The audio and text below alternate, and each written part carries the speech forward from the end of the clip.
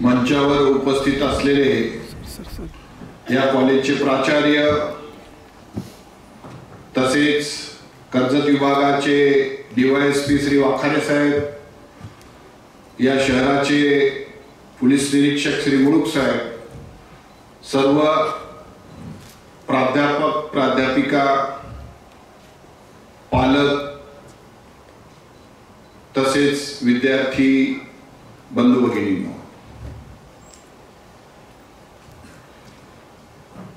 या ठिकाणी मी दोन विषयावर आपल्याला मार्गदर्शन करणार आहे। पहिला विषय जो आहे तो पॉक्सो कायदा जो 2012 साली अस्तित्वात आलेला आहे त्याच्या संदर्भामध्ये करेन, आणि दुसरा विषय जो आहे ते तुमचं करिअर करण्यासाठी किंवा एक चांगला व्यक्ती म्हणून तुम्हाला तुमचं व्यक्तिमत्व घडवण्यासाठी तुम्हाला कुठल्या गोष्टीची अंगीकार करावा लागेल, कुठले 5 तत्व पंचतत्व तुम्हाला पाळावे लागतील, या गोष्टी मी तुम्हाला या ठिकाणी सांगणार आहे। सुरुवात पॉक्सो ऍक्टच्या संदर्भामध्ये करत असताना आपल्याला सगळ्याला माहिती असेल की 2011 साली दिल्लीमध्ये भयानक असं निर्भया कांड झालं, ज्यामध्ये 4 ते 5 आरोपींनी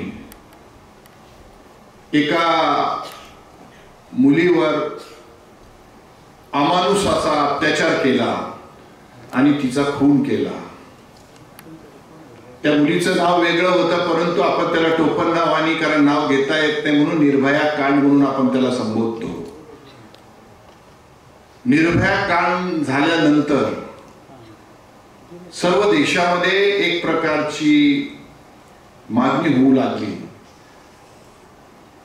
की जे 18 वर्षाच्या आतले जे बालिका आहेत त्यांच्या लैंगिक छळाच्या संदर्भामध्ये कठोर असा कायदा करणं आवश्यक आहे। आणि भारतीय दंड संविधान त्यावेळेला जे अस्तित्वात होतं त्याच्यापेक्षा एक वेगळा नवीन कायदा स्पेशल ऍक्ट हा निर्माण केला पाहिजे, जेणेकरून असे कृत्य करणाऱ्या व्यक्तीला जबर अशी शिक्षा त्यामध्ये प्रस्तावित केली पाहिजे, जेणेकरून अशा प्रकारचे गुन्हे भविष्यामध्ये घडणार नाही। आणि त्यामुळे लोकसभेमध्ये तो पॉक्सो ऍक्ट जो आहे तो 2012 साली अस्तित्वात आला आणि आपल्या सर्व देशामध्ये त्याची अंमलबजावणी सुरुवात झाली।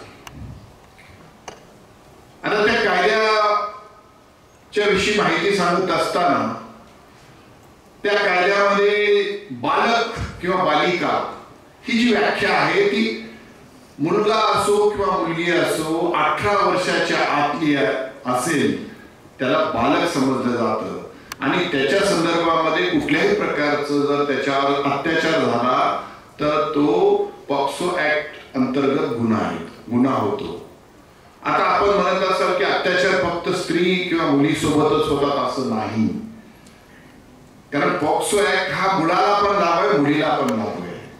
एखाद्या, आता मी एकच उदाहरण सांगतो, एका ठिकाणी कुठल्या तरी शाळेमध्ये 10वीच्या मुलासोबत तिथल्या शिक्षिकेनी चुकीचे संबंध जोडले आणि जे आई वडिलांना ज्यावेळेस कळालं त्याच्यामध्ये त्या मुलाच्या जो शिक्षक किंवा शिक्षिका जी होती त्याच्या विरोधामध्ये पॉक्सो कायद्याअंतर्गत गुन्हा दाखल झाला, कारण त्या बालकाचं लैंगिक छळ त्या शिक्षिकेने केली। त्यामुळं छळ हा फक्त मुलीचाच होतो असा नाही, मुलाचा देखील छळ जर 18 वर्षाच्या आतमध्ये झाला तर तो सुद्धा पॉक्सो कायद्याअंतर्गत गुन्हा। आता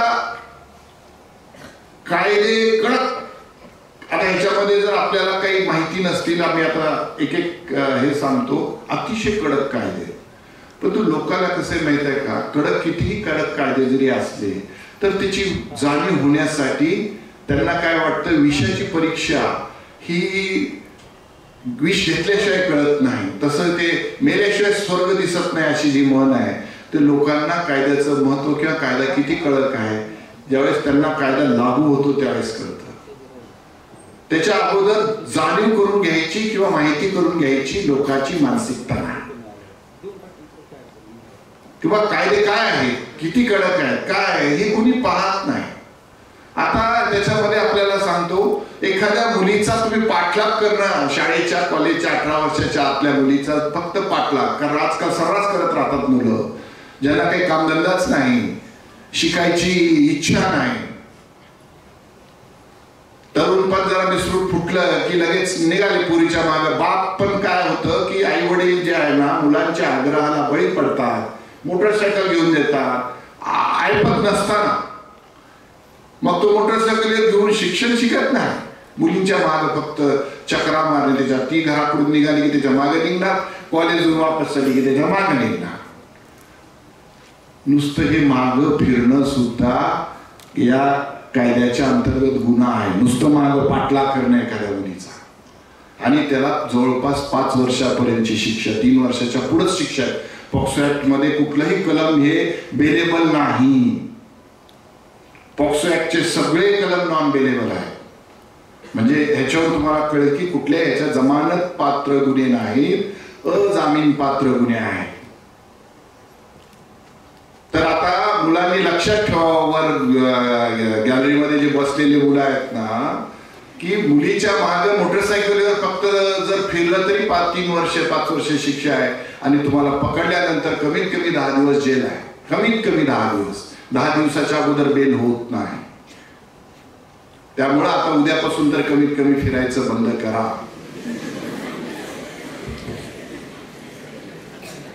मुलींना छेडणं, मुलींकडे पाहणं, मुलींकडे बघून हावभाव करणं, हे सुद्धा गुन्हे त्या कायद्यामध्ये तरतूद आहे. त्याला सुद्धा 5-5 वर्षापर्यंतची शिक्षा आहे. मुलीशी 18 वर्षाच्या खालच्या मुलीशी अत्याचार करणं, पळवून नेऊन अत्याचार करणं, त्याला जन्मठेपेपर्यंतची शिक्षा आहे. आणि तो गुन्हा जर डबल केला, समजा एखाद्या मुलीला पळवून नेणे किंवा दुसरा गुन्हा जर त्याचा असेल तर त्याच्या फाशीची शिक्षाची तरतूद सुद्धा आता नवीन अमेंडमेंटमध्ये करण्यात आली आहे. हे इतके कडक कायदे आहेत, परंतु दुर्दैवाने सांगावं असं वाटतं की इतके कडक कायदे असून सुद्धा कमीत कमी प्रत्येक महिन्याला ज्या रेकॉर्डवर येणाऱ्या केसेस आहेत, पोलीस स्टेशनमध्ये रजिस्टर होणाऱ्या, त्या 10 ते 15 केसेस आहेत ज्याच्यामध्ये लैंगिक अत्याचार होतात आणि ते कोर्टामध्ये येतात. आणि ही गोष्ट जी आहे ती अत्यंत वेदना देणारी गोष्ट आहे.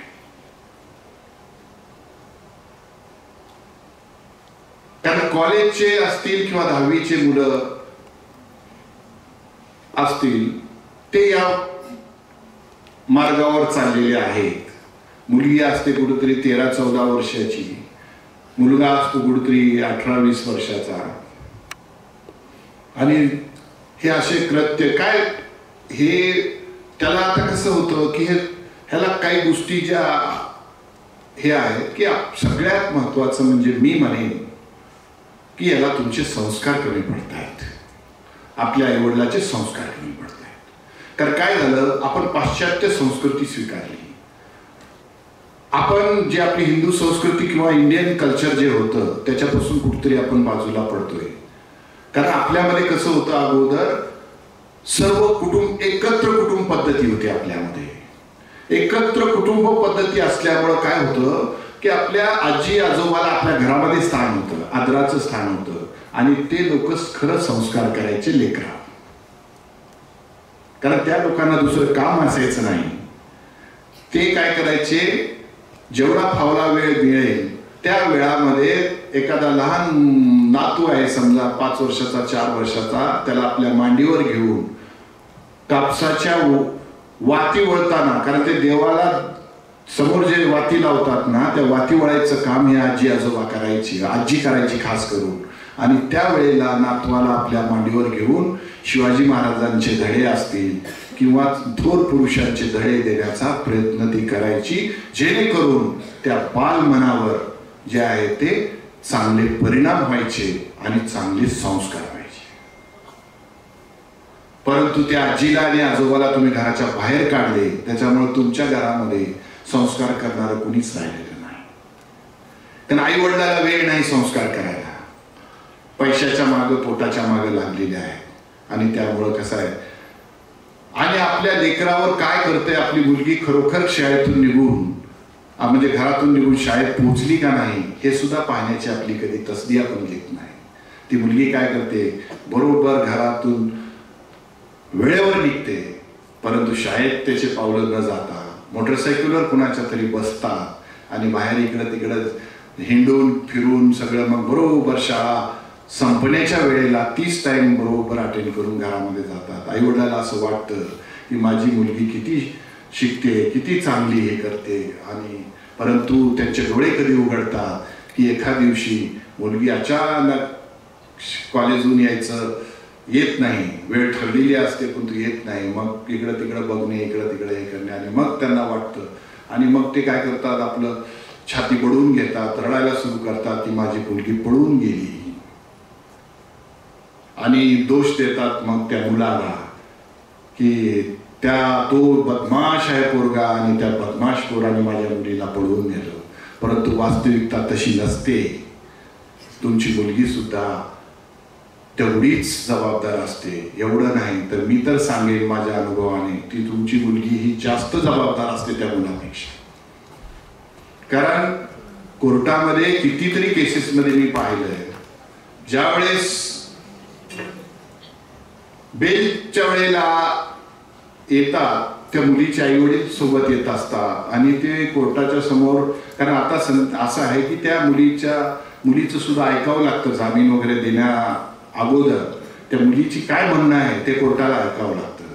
मग आमच्या समोर त्या मुली येतात, त्याच्या पालक येतात आणि सांगतात की साहेब तो फार बदमाश पोरगा होता आणि त्या बदमाश पोराने माझ्या मुलीचं जीवन बर्बाद केलं, मुलगी माझी तशी नव्हतीच आणि अशी नव्हतीच.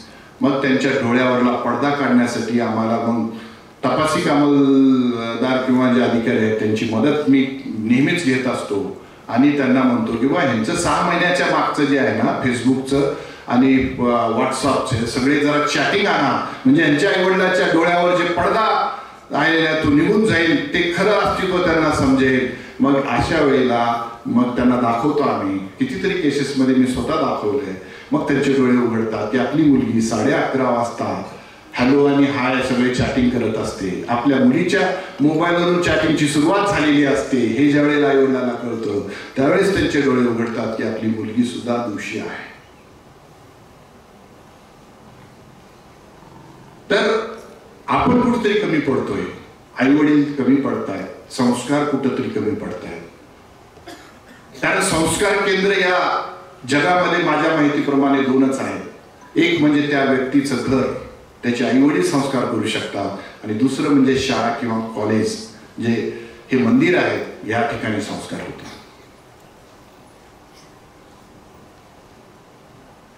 माझी आई वडिलांना पण अशी विनंती राहणार आहे, तसंच कॉलेजच्या प्राचार्य किंवा प्राध्यापक लोकांनाही विनंती राहणार आहे की आपण शिक्षणासोबत संस्कार सुद्धा मुलांना शिकवणं ही आज काळाची गरज निर्माण झालेली आहे. त्यांना त्यांची जाणीव करून देणं आवश्यक आहे की तुमच्या आईवडिलांनी तुम्हाला जे या ठिकाणी पाठवलेलं आहे, कारण प्रत्येकाचे आईवडील पैसेवाले नसतात. काही मुलांचे आईवडील जे आहेत लेबर काम करणारे असतात, कुणाची आई भांडे घासणारी असते, परंतु त्या आईची अपेक्षा असते की माझी मुलगी किंवा मुलगा शिकून माझं नाव कमावं आणि माझ्यावर जे जीवन जगण्याचं हे आलेलं आहे ते माझ्या लेकरावर, मुलीवर किंवा मुलावर येऊ नये, ही प्रत्येक पालकाची अपेक्षा असते. आणि ती अपेक्षा लेकरांनी जे आहे ना लक्षात ठेवून आपल्या शिक्षणाकडे लक्ष देणं गरजेचं आहे. इतर इकडल्या तिकडल्या गोष्टीकडे लक्ष देऊन, कारण काय हे वय जे असतं ना, ठीक आहे आपण म्हणतो की एक वय असतं, त्या वयामध्ये माणूस थोडा भरकटला जाऊ शकतो, परंतु ज्याला आपल्या आईवडिलांची जाणीव आहे, आपल्या गरिबीची जाणीव आहे, ज्याला आपल्याला काहीतरी आयुष्यामध्ये बनायचं आहे, त्या व्यक्तीने ती जाणीव लक्षात ठेवून, आपल्या आईवडिलांचे कष्ट लक्षात ठेवून चुकीच्या मार्गावर जाऊ नये, 10 वेळेला विचार करावा. कारण कसं आहे, तो मार्ग म्हणजे असा आहे, तुमचा मार्ग म्हणजे तुमचा प्रोग्रेस पूर्ण थांबणार आहे आणि तुमचं आयुष्य तिथं संपणार आहे. फुल म्हणजे स्वल्पविराम नाही तर तिथं फुल स्टॉप द्यावा लागेल. कारण काय होतं की कुठल्याही सरकारी नोकरी जर असेल तर तुम्हाला अगोदर तिथं कॅरेक्टर सर्टिफिकेट लागतं आणि पोलीस स्टेशनला जर एखाद्या मुलावर गुन्हा दाखल झालेला असेल तर त्याला सरकारी नोकरी लागत नाही. आता कंपन्यांनी सुद्धा तेच भूमिका हे केलेली आहे. आता ज्या प्रायव्हेट कंपन्या आहेत, ज्याला आपण TCS म्हणतो, HCL म्हणतो, इन्फोसिस म्हणतो, ह्या ज्या चांगल्या कंपन्या ज्या आहेत, ह्या कंपन्यांनी सुद्धा आता ही भूमिका अडॉप्ट केलेली आहे की त्यांचे सुद्धा जे एम्प्लॉई ते इंजिनियर वगैरे घेतात त्यांचे सुद्धा पोलीस स्टेशन व्हेरिफिकेशन घेतल्याशिवाय ते जॉब देत नाही. याचा अर्थ काय की तुमच्यावर गुन्हा दाखल झाला म्हणजे तुमचं आयुष्य संपलं. तिथं जो काही तुम्हाला आयुष्यामध्ये बनायचं होतं, करायचं होतं, ते तिथं तुमचा मार्ग जो आहे तो तिथंच संपवतो. मग आता विचार करा, मग या गोष्टीला गांभीर्याने विचार करा की आपलं मार्ग संपवून घ्यायचा आहे की आपल्याला पुढे जायचं आहे. कारण प्रत्येक आईवडिलांची अपेक्षा असते की माझा पोरगा डॉक्टर झाला पाहिजे, माझा पोरगा प्राध्यापक झाला पाहिजे, माझा पोरगा इंजिनियर झाला पाहिजे, जज झाला पाहिजे किंवा एक चांगला व्यक्ती झाला पाहिजे. कुठलाही पालक हा विचार करत नाही की माझा पोरगा डाकू झाला पाहिजे किंवा क्रिमिनल झाला पाहिजे. कुठल्याही पालकाची हे नसते. जरी तो क्रिमिनल असला तरी पालक आपला मुलगा क्रिमिनल होऊ नये या मताचा असतो. मी माझ्यावर जरी तो प्रसंग आला असेल, मी जरी गुन्हेगार मला परिस्थितीने बनवला असेल, तरी सुद्धा माझा मुलगा किंवा मुलगी ह्या वाटेवर आलेले नाही पाहिजे आणि ती गुन्हेगार झाली नाही पाहिजे. एक चांगली नागरिक किंवा चांगला नागरिक झाला पाहिजे ही अपेक्षा त्या गुन्हेगाराची सुद्धा असते. मग आता तुमचं आणि माझं कर्तव्य काय आहे? आपल्या आई वडिलांची अपेक्षा पूर्ण करा. तुम्ही सर्व भाग्यवान आहात कारण तुम्हाला इतकं चांगलं इन्फ्रास्ट्रक्चर निर्माण करून देण्यात आलेलं आहे. पूर्वीच्या काळामध्ये शिक्षणासाठी लोकांना पायी चालत जावं लागायचं, 10 किलोमीटर पर्यंत पायी चालत जावं लागायचं. कारण कॉलेज कुठंतरी 10 म्हणजे तालुक्याला एखाद्या ठिकाणी असायचं आणि तेथेही म्हणजे बसची व्यवस्था नसायची तर लोक पायी चालत जात होते कॉलेजला. आणि तुम्हाला दिवा माहीत नसेल, कंदील माहीत नसेल, कंदिलामध्ये आणि दिव्यामध्ये अभ्यास केलेला डॉक्टर बाबासाहेब आंबेडकरांनी स्वतः दिव्या ज्यावेळेस ते 7वी पास होऊन ज्यावेळेस कोकणामधून मुंबईला गेले त्यावेळेस BDT चाळ म्हणून वरळीला आहे त्या ठिकाणी डॉक्टर बाबासाहेब आंबेडकर एका चाळीमधल्या एका रूममध्ये राहायचे आणि महानगरपालिकेचे जे दिवे आहेत त्या दिव्याखाली बसून रात्री ते अभ्यास करायचे कारण घरामध्ये दिवे नव्हते. ही वेळ तुमच्यावर नाही. तुम्ही भाग्यवान आहे कारण प्रत्येक गरीबाच्या घरी लाईट आहे, सगळ्या व्यवस्था आहे. तुमच्या आईवडिलांनी तुमच्यासाठी सगळं स्वतःसाठी कमी केलेलं आहे. पोटासाठी ते खात नाहीत, एक वेळेचं खातील, परंतु तुम्हाला कधी पाटी पेन्सिल पुस्तक कधी कमी पडू दिलेलं नाही. तुम्हाला तुमच्या आईवडिलांच्या अपेक्षा ज्या आहेत त्या पूर्ण करण्याचा प्रयत्न कसोटीने करणं आवश्यक आहे. जर ते करू शकत नसाल तर तुमच्या आईवडिलांना दुःख तर देऊ नका. कारण ज्या दिवशी मुलगी पळून जाते, मुलगा पळून जातो, आई वडील जे आहेत शर्मेने मान खाली घालावी लागते. समाजासमोर कुठलाही अपराध त्यांनी केलेला नसताना त्यांना ती शिक्षा भोगावी लागते आणि मान वर करून बोलण्याची त्यांची हिंमत होत नाही. लोकांना पोलीस स्टेशनमध्ये जाऊन तशा परिस्थितीत सुद्धा कोर्टामध्ये जाऊन पोलीस स्टेशनमध्ये जाऊन माझ्या लेकराला सोडून घेण्याची भूमिका ही त्यांची असते. दिवस दिवस खाली मुंडी घालून पोलीस स्टेशनमध्ये किंवा कोर्टामध्ये ज्यावेळेस आई वडील बसतात त्यांच्या हृदयाला जे आहेत ना जखमा झालेल्या असतात. त्यांचं जे हृदय आहे ते रक्तबंबाळ झालेलं असतं.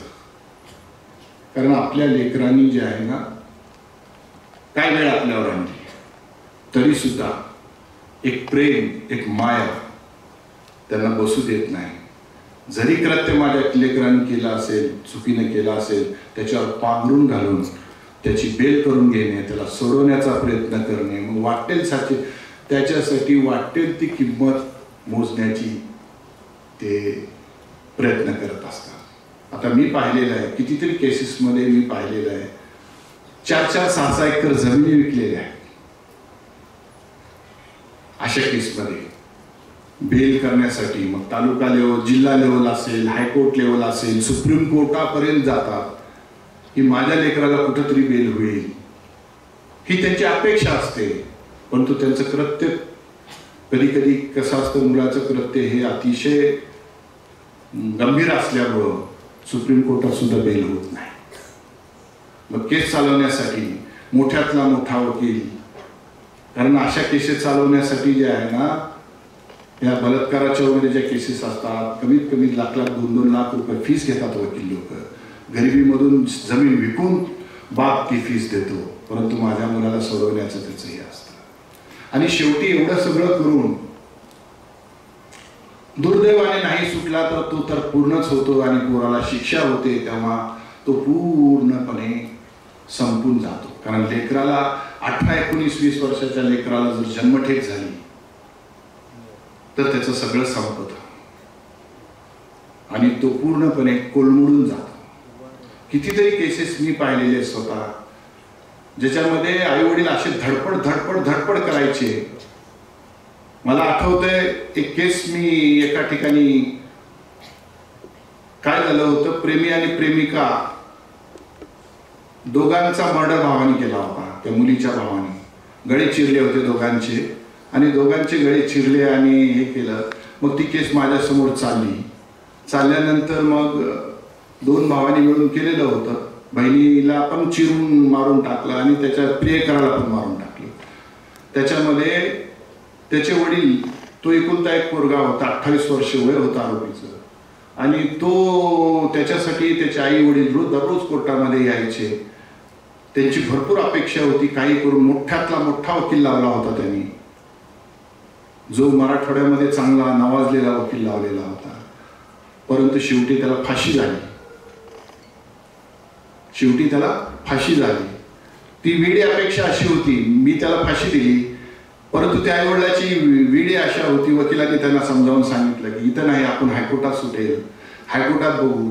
हायकोर्टामध्ये पण तो सुटला नाही. सुप्रीम कोर्टात सुटेल, सुप्रीम कोर्टामध्येही सुटला नाही. त्याचं आयुष्याची कमी सगळी तो झिरोवर रस्त्यावर आला आणि शेवटी मुलगाही गेला, म्हणजे तोही सुटला नाही. ही इतकी कठीण परिस्थिती आईवडिलावर येते. त्यामुळं मुलांना आणि मुलींना माझी अशी नम्र विनंती आहे की कुठलंही अविचारानं कृत्य करू नका. 10 वेळेला विचार करा पळून जाण्याच्या अगोदर. काय हे आजकाल ते फेसबुक आणि ह्याच्यावरून प्रेम प्रेम हे ते, अहो प्रेमाची व्याख्या ही फार मोठी आहे, त्याला संकुचित किंवा हे करू नका. प्रेम म्हणजे एवढंच नसतं की मुलीने मुलांवर प्रेम करावं, एवढंच नसतं की चिठ्ठ्याचा पाट्या लिहिल्या म्हणजे प्रेम दिसतं, असंही नसतं. प्रेम आईवडिलावर करायचं. अरे सगळ्यात मोठं, ज्या आईवडिलांनी तुम्हाला जन्म दिला, ज्या आईने आपल्या पोटामध्ये 9 महिने आपल्याला वाढवलं, किती त्रास सहन केला, वेदना सहन केल्या, आणि आपलं हे सुंदर असं जग बघण्यासाठी आपल्याला एक संधी प्राप्त करून दिली, त्या आईवर प्रेम करा.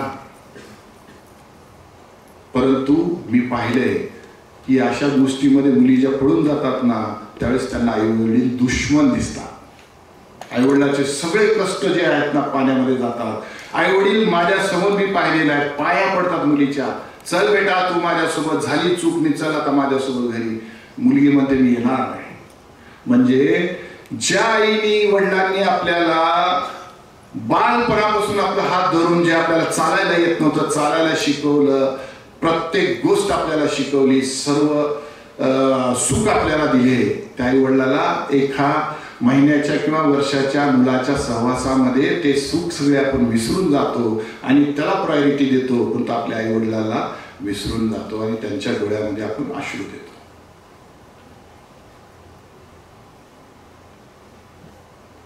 तर हे कुठेतरी आपल्याला विचार करावा लागेल. आपल्याला कॉलेजची संधी कशासाठी दिलेली आहे वडिलांनी हे विचार करावा लागेल. कारण तुम्ही अशा वळणावर आहात की तुम्हाला तुमच्या जीवनाचा मार्ग निवडायचा आहे. प्रत्येकाने जे आहे, आता या ठिकाणी तुम्हाला करिअरच्या संदर्भामध्ये मी आता सांगतोय, तर तुम्हाला तुमचा मार्ग तुम्ही स्वतः ठरवायचा आहे. कारण कसं असतं माहित आहे का, काही लोकांना असं वाटतं दे रे हरी पलंगावरी, असं कधी होत नाही, किंवा माझ्या नशिबात असेल ते होईल असं नाही होत. कारण तुम्ही अशी एक तुमच्यामध्ये पात्रता निर्माण केली पाहिजे की तुमचं नशीब हे लिहिण्यापूर्वी परमेश्वराने सुद्धा तुम्हाला विचारलं पाहिजे की तुझ्या नशिबामध्ये काय काय पाहिजे. एवढी पात्रता आपल्यामध्ये निर्माण झाली पाहिजे. एक हिंदीमध्ये म्हण आहे, खुदी को कर बुलंद इतना कि हर तकदीर से पहले खुदा खुद अपने बंदे से पूछे बता तेरी रजा क्या. म्हणजे तुम्हाला जर तुमचं नशीब घडवताच्या पूर्वी परमेश्वराने तुम्हाला विचारलं पाहिजे की तुला नशिबामध्ये काय काय पाहिजे सांग. आणि माणूस हा स्वतःच्या दैवाचा मालक आहे. परमेश्वर मालक नाही तुमच्या दैवाचा. Man is the master of his own fate. He can make or mar his fate as per his own wish. माणूस हा स्वतःच्या दैवाचा मालक आहे. दैव बिघडावायचं का सुधारायचं हे त्याच्या हातात आहे. आणि तुम्हाला जर दैव सुधरवायचं असेल तर तुम्हाला 4-5 गोष्टीचं सुधरवायचं असेल. तुम्हाला काही माणसामध्ये तुमची आयडेंटिटी निर्माण करायची असेल, तुम्हाला काहीतरी समाजामध्ये बनायचं असेल, तर तुम्हाला 4-5 गोष्टीकडे लक्ष द्यावं लागेल. आणि त्या 4-5 गोष्टी आहेत. त्यातली पहिली गोष्ट आहे की कुठलीही गोष्ट करायची असेल तुम्हाला तर हार्डवर्क तुम्हाला करावं लागेल. हा पहिला पंचसूत्रीमधला पहिला हे आहे की कुठल्याही याच्यामध्ये तुम्हाला धंदा करायचा असेल तिथं हार्डवर्क करावं लागतं. जिथं तुम्हाला शिक्षण शिकायचं हार्डवर्क, तुम्हाला समाजामध्ये काहीतरी वेगळं पण दाखवायचे त्यासाठी तुम्हाला हार्डवर्क करावं लागेल. रुटीन वर्क नाही चालणार किंवा सहज कुठलेही साध्य होत नाही. चांगली गोष्ट जर तुम्हाला साध्य करायचं असेल तर त्याला हार्डवर्क हे करणं आवश्यक आहे. त्यामुळं पहिले तुम्हाला जीवनामध्ये लक्षात ठेवावं लागेल विद्यार्थी मित्रांनो की तुम्हाला कुठलंही यश आणि कुठलीही गोष्ट असाध्य नाही हे डोक्यामध्ये अगोदर तुम्ही हे करा की कोणतीही गोष्ट जी आहे ना अवघड नाही. आज आपल्या मुलींनी दाखवून दिलेलं आहे की जगामध्ये अशी त्यांच्यासाठी कुठलंही असं क्षेत्र नाही जे त्या ठिकाणी जाऊ शकत नाही. हेलिकॉप्टर चालवण्यापासून ते हवाई जहाज चालवण्यापासून ते जे अवघडातले अवघड मिलिटरीमध्ये ऑफिसर आहेत, मुली बर्फामध्ये राहत आहेत. जम्मू काश्मीरमध्ये बर्फ 24 तास बर्फामध्ये राहावं लागतं, त्या ठिकाणी मुली राहतात. तर आता मुलींनी दाखवून दिलेलं आहे की आम्ही सुद्धा मुलांसोबत बरोबरीनं कुठलंही काम करण्यासाठी आमच्यामध्ये तेवढी तत्परता आणि कार्यक्षमता आहे. त्यामुळं तुम्ही कुठलंही क्षेत्र निवडा, अवघडातलं अवघड क्षेत्र निवडा, कारण मोठं एम ठेवणं आवश्यक आहे. एम जे आहे ना आपलं उद्देश किंवा उद्दिष्ट आपल्या आयुष्यामधला मोठ्याचा मोठा ठेवा ना.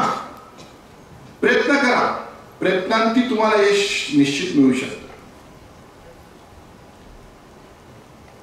आणि दुसरी एक आहे, दुसरी गोष्ट आता सांगत असताना तुम्हाला हार्डवर्कच्या बरोबर जे आहे ते ऑनेस्टी असली पाहिजे. ऑनेस्टी शिवाय कुठली गोष्ट साध्य नाही. तुमच्या आयुष्यामध्ये तुम्हाला ऑनेस्टी असेल तर कधीही तुम्हाला त्रास होणार नाही. कुठलंही काम करत असताना तेवढ्याच विनम्रपणाने आणि इमानदारीने करणं आवश्यक आहे.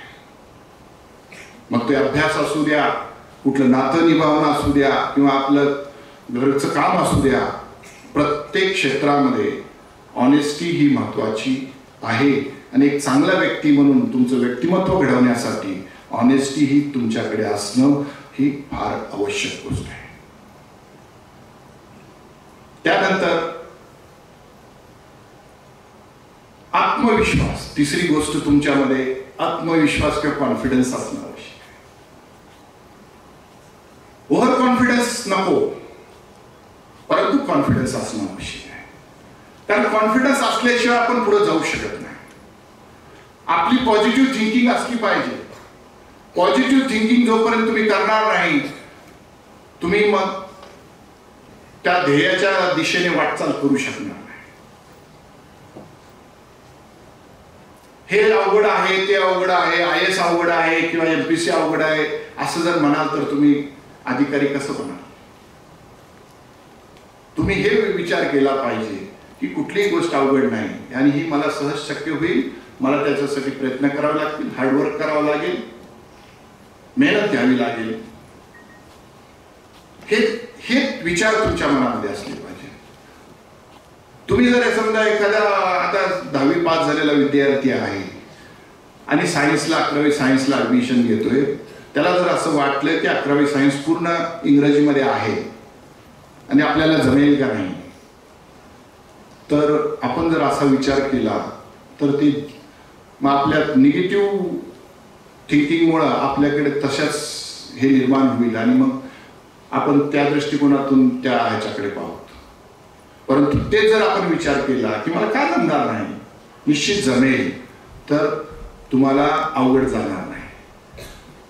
कारण आता मी स्वतः माझं उदाहरण सांगतो. मी जिल्हा परिषद शाळेमधून शिक्षण घेतलेलं आहे. 10वी पर्यंत शिक्षण हे माझं जिल्हा परिषद शाळेमध्ये झालेलं आहे. आजच्या जिल्हा परिषद शाळा मी पाहिल्या असता मला अतिशय आनंद होतो की आजच्या जिल्हा परिषदच्या शाळा ह्या संस्थेपेक्षा जास्त पुढे आहेत असं मला वाटतं. कारण श्रीगोंद्याच्या जिल्हा परिषदच्या शाळेमध्ये मी 2-3 वेळेला भेट दिली. तिथल्या मुलांच्या सोबत ज्यावेळेस मी संवाद साधला, 5वी-6वीचे मुलं इंग्लिशमध्ये चांगल्या प्रकारे बोलू शकतात. आमच्या वेळेस 10वीला पण इंग्लिशमध्ये बोलता येत नव्हतं. अशी कंडिशन त्यावेळेला शिक्षणाची जिल्हा परिषदच्या वगैरे होती. परंतु आज सुदैवाने जिल्हा परिषदच्या शाळा सुद्धा फार पुढे गेलेल्या आहेत. आणि 10वी पास झाल्यानंतर मी स्वतः सायन्स 11वी सायन्सला ऍडमिशन घेतलं. माझ्या क्लासमध्ये 3 मुलं इंग्लिश मिडियमचे होते. आम्हाला इंग्लिश वगैरे काही बोलायला येत नव्हतं. परंतु ते 3 मुलं इंग्लिश मिडियमचे असल्यामुळं ते फ्लुएंट इंग्लिश बोलायचे आणि आमच्यासमोर ते थोडंसं आम्हाला इम्प्रेशन मारण्यासाठी म्हणा किंवा मुलं थोडं इंग्लिशमध्ये भरपूर ओव्हर कॉन्फिडन्समध्ये होते ते मुलं. कारण आम्ही इंग्लिश मिडियममध्ये, कारण त्यांच्यामध्ये काय म्हणतात त्याला अहंकार, ज्याला आपण म्हणतो, ती अहंकाराची भावना त्यांच्यामध्ये आलेली होती की आम्ही काहीतरी वेगळे आहोत, इंग्लिश मिडियमचे स्टुडंट आहोत. तिघच होते. परंतु मी आपल्याला सांगतो, आम्ही जिल्हा परिषदचे जरी असलो, भूकंपट्टी करून आम्हाला इंग्लिश जरी येत नसलं तरी आम्ही ते 11वी-12वी सायन्स पास झालो. कसंही असू द्या, भूकंपट्टी करून तरी पास झालो. आणि ते तिघच्या तिघ जे ओव्हर कॉन्फिडन्स आणि अहंकारामध्ये होते, तिघच्या तिघ नापास झाले. त्याच्यामुळं अहंकार हा कधीही येऊ देऊ नये माणसाने. अहंकार माणसाला संपवतो. त्यामुळं अहंकारला बाजूला ठेवायचं आणि प्रयत्न करत राहायचं. प्रयत्न केल्यानंतर तुम्हाला कुठलीही गोष्ट अवघड नसते. आता मी एक शिक्षकाचा मुलगा आहे. माझे वडील एक प्राथमिक शिक्षक. माझ्या वडिलांची इच्छा होती की मी प्राथमिक शिक्षक व्हावं. DEDला नंबर 10वीला लागत होता आणि 10वीला लावण्याचा वडिलांनी प्रयत्न केला. परंतु माझ्या आईची इच्छा, मी 4थी पासून असताना, कारण माझ्या आईचे मामा माझे वकील होते. त्यांना एक वकिलाविषयी आकर्षण होतं. काळा कोट घालून ते ज्यावेळेस कोर्टात वगैरे जायचं तर त्यांना थोडंसं हे वाटायचं की वकील म्हणजे फार मोठा समाजामधला एक चांगला घटक आहे, चांगला मोठा व्यक्ती असतो. मग ते मला 4थी पासून, मी वडिलांचा एकुलता एक असल्यामुळे माझी आई मला म्हणायची की माझा वकील. 4थी पासूनच मला म्हणायची, कोणीही आला तरी माझा वकील आहे, माझा वकील आहे, माझा वकील आहे. त्यावेळेला मी ठरवलं की माझी आई ज्यावेळेस 4थी पासून म्हणते तर मी वकीलच होईल. आईची इच्छा मला पूर्ण करायची आहे. म्हणून मग मी लॉला ऍडमिशन घेतलं. आणि तर सांगण्याचं तात्पर्य हे आहे की तुमच्या आईवडिलांच्या ज्या तुमच्या अपेक्षा असतात तुमच्याकडून, त्या अपेक्षा पूर्ण करण्याचा प्रयत्न तुम्ही करा. आणि त्याच्यासाठी तुम्हाला ह्या बाकीच्या गोष्टी विसराव्या लागतील. एन्जॉयमेंट लाईफ तुम्हाला थोडंसं विसरावं लागेल. कारण कसं झालंय, एन्जॉयमेंट म्हणजे कॉलेज म्हणजे लोकांना काय वाटतं की कॉलेजमध्ये आलं की चला एन्जॉयमेंट करायचं, इकडं तिकडं हे करणे ते करणे, आणि इथं कुठे शिस्त वगैरे काही पाळायची नाही, अशा प्रकारचं तुम्ही त्याला हे करता. तर तसं नाही. शाळा कॉलेज हे तुम्हाला तुमचं आयुष्य घडवण्यासाठी हे केंद्र आहे, आणि या ठिकाणी तुम्ही ती शिदोरी घेऊन पुढे जायचंय. तुमच्या आयुष्य घडवण्यासाठी लागणारी जी शिदोरी आहे ती तुम्हाला या ठिकाणी घ्यायची आहे, आणि ते घेण्यासाठी तुम्हाला एक गोष्टीचं पालन करावं लागेल. या कॉलेजमध्ये तुमचं जर नाव कमवायचं असेल, समाजामध्ये नाव कमवायचं असेल, गावामध्ये नाव कमवायचं असेल, तर तुम्हाला आणखी एका गोष्टीचं 2 गोष्टी राहिलेल्या आहेत. त्याच्यामध्ये एक आहे पंक्च्युअलिटी. पंक्च्युअलिटी म्हणजे तुमचं काम, आजचं काम आजच केलं पाहिजे, वेळेवर काम केलं पाहिजे, वेळेवर अभ्यास केला पाहिजे, सगळ्या गोष्टी वेळेवर केल्या पाहिजे. आणि ह्या सगळ्या, आणि त्यानंतर सर्वात शेवटी एक महत्वाचा पॉइंट राहतो, तो म्हणजे कॅरेक्टर. माणसाचं चारित्र्य हे आयुष्यामध्ये फार मोठं दागिना ज्याला आपण म्हणतो, स्त्री असो पुरुष असो, त्या स्त्रीचा असू द्या, किंवा कसं आहे, दागिना म्हणजे काय फक्त स्त्रीला दिलेला असं नाही. चारित्र्य हे दोघांकडून असलं पाहिजे. पुरुषांनी आणि स्त्रीनी दोघांनीही चारित्र्याची जपणूक आयुष्यभर केली पाहिजे. कारण आपल्याला माहिती असेल, if money is lost nothing is lost, if health is lost something is lost, if character is lost everything is lost. कसं आहे, पैसे हरवले तर माणसाला काही तेवढं हे नाही. त्याचं आरोग्य जर तुमचं थोडंसं बिघडलं तर त्या ठिकाणी काळजी घेण्याचं काम आहे. परंतु तुमचं जर चारित्र्य हरपलं की तुमचं सर्वस्व हरपलं, ते काहीच राहत नाही. समाजामध्ये पुन्हा चारित्र्यहीन माणसाला समाज कधीही मान देत नाही. त्याला ताठमानेने जगण्याचा अधिकार समाज देत नाही. त्यामुळे चारित्र्य जपणं, स्त्री असो पुरुष असो, मुलं असो मुलगी असो, त्याच्या आयुष्यामध्ये फार गरजेचं आहे. आणि ज्याचं चारित्र्य चांगलं त्या व्यक्तीला समाजामध्ये मान आणि सन्मान मिळतो. त्यामुळं मुला मुलींनी चारित्र्य जपलं पाहिजे. आता काही मुलींना जे आहे ना, ज्या बिघडलेल्या मुली असतात त्यांना हे प्रवचन वाटत असेल, कारण त्या बाय बर्थ बिघडलेल्या असतात.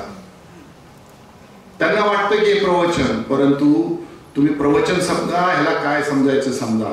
परंतु मी जे दररोज सामाजिक जीव माझ्या कोर्टामध्ये पाहतो, जे समाज आता ज्या दिशेनं चाललेलं आहे, ज्या दिशेनं ते वाटचाल होते, त्याचं कुठंतरी एक समाजाचा नागरिक म्हणून, एक समाजाचा घटक म्हणून वेदना होतात. आणि त्या समाजातल्या आपल्या घटकांना या गोष्टीपासून रोखण्याचा प्रयत्न करण्यासाठी आम्ही तालुक्यामधल्या, श्रीगोंदा तालुक्यामधल्या सगळ्या कॉलेजमध्ये मी 2-2, 3-3 कार्यक्रम या संदर्भात घेतलेले आहेत. आणि या कर्जत तालुक्यामध्ये सुद्धा हे घेणं मला वाटलं की आवश्यक आहे, म्हणून मी या ठिकाणी हा कार्यक्रम तुमच्यासाठी घेतोय. आता तुम्ही ते म्हणजे ठरवायचं आहे काय करायचं, कारण मी तुम्हाला मार्ग दाखवतोय, दोन्ही मार्ग दाखवले आपल्याला. आता कोणता मार्ग निवडायचा आहे तुम्ही ठरवायचं. कारण तुम्ही एक लक्षात ठेवा, मॅन तुम्हाला म्हणजे गेलेली वेळ कधी वापस येत नाही, आणि प्रवाह जो वाहतो तो कधी वापस घेता येतो का आपल्याला? पाणी जे वाहतं पाणी आहे त्याला कधी आपल्याला वापस घेत नाही. तसं time and tide wait for no man, म्हणजे वेळ हा माणसाची कधी वाट पाहत नाही. वेळ आपला निघून जातो, तुम्ही त्या वेळेसोबत चालायचं की नाही हे तुम्ही ठरवायचं आहे. तुम्ही वेळेसोबत चाललात तर तुमचं जीवन बनेल, तुमचं आयुष्य तुम्ही बनवू शकाल. जर तुम्ही नाही चाललात तर तुमचं आयुष्य बिघडेल, आणि तुम्हीच तुमच्या आयुष्याचं जे काही नुकसान आहे ते तुम्ही स्वतःच करून घ्या. तर या सगळ्या गोष्टीकडे जे आहे ते तुम्हाला गांभीर्याने घ्यावं लागेल. आणि तुम्ही जर चांगल्या मार्गावर चाललात, सन्मानाच्या मार्गावर चाललात, किंवा आपण सत्संग ज्याला म्हणतो त्याच्यासोबत जर राहिला तर तुमचं कुणीही वाईट करू शकत नाही. हा माझा स्वतःचा जे आहे ते कॉन्फिडन्स आहे, आत्मविश्वास आहे की आपण जर चांगल्या मार्गावर चाललो तर आपल्या वाईट करण्याची कुणामध्येही नाही, कारण त्यावेळेला परमेश्वर देखील तुमच्या सोबत असतो. एक हिंदी मधलं हे आहे, फानूस बनके जिसकी हिफाजत हवा करे वो शम्मा क्या बुझे जिसे रोशन खुदा करे. ह्याचा अर्थ असा आहे, फानूस म्हणजे कंदील जो होता ना पूर्वीच्या काळामध्ये, त्याचा जो हुबा असतो काचेचा, की जी जी कंदिलाची जी वात असते, त्या वातला हवेपासून कोण वाचवतं? ते हुबा वाचवतो, कंदिलामधला काच वाचवतं. तसं कसं आहे की तुम्ही जर चांगल्या सन्मार्गाने राहत असाल, वागत असाल, तर परमेश्वर काय करतं, ते हुबाबाची भूमिका घेऊन तुमची जी वात ह्याची आहे त्याला ती बुजू देत नाही, म्हणजे त्याला ती विजू देत नाही. तर या गोष्टीकडे तुम्ही लक्ष ठेवा आणि आपलं जीवन आपल्या आईवडिलांसाठी, समाजासाठी, देशासाठी, राज्यासाठी कसं चांगलं करता येईल, आपलं नाव, आपल्या आईवडिलांचं नाव, आपल्या शाळेचं नाव, कॉलेजचं नाव कसं उज्ज्वल करता येईल याकडे लक्ष द्यावं. वाईट दुसऱ्या इतर गोष्टीकडे दुर्लक्ष करावं. आणि आयुष्यामध्ये प्रेम जर तुम्हाला करायचं असेल तर तुमच्या आईवडिलांवर प्रेम करा, तुमच्या नवऱ्यावर प्रेम करा, तुमच्या सासू सासऱ्यावर प्रेम करा, देशावर प्रेम करा, गावावर प्रेम करा. प्रेम हा फक्त त्या पोरासोबत चिठ्ठी लिहिली म्हणजे प्रेम होतं असं समजू नका. ते फक्त कसं आहे, तुमचा तो जो मार्ग आहे तो केवळ तुम्हाला बर्बाद करण्याचा मार्ग आहे. तुमच्या आईवडिलांना जर तुम्हाला ताठमानेनं बघायचं असेल, तुमच्या आईवडिलांच्या डोळ्यामध्ये जर आनंदाश्रू द्यायचे असतील, तर तुम्हाला चांगल्या मार्गावर हे करून तुम्हाला स्वतःला जे आहे ते काहीतरी कर्तृत्ववान व्यक्ती म्हणून तुम्हाला साबित करावं लागेल. एवढंच मी या ठिकाणी बोलतो आणि थांबतो.